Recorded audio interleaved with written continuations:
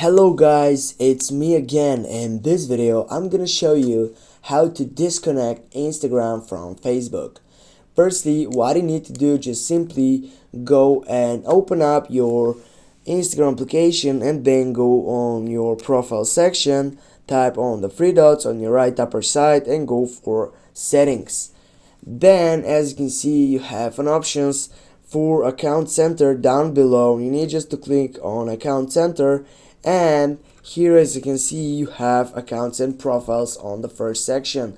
Just click on it and go select that one from the Facebook.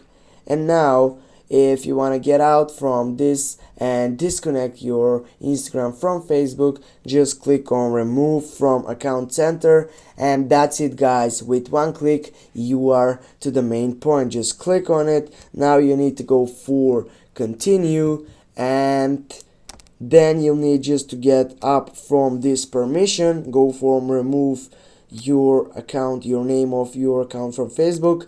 And that's it guys. Thanks for watching. Don't forget to hit that like and share the video. See you soon.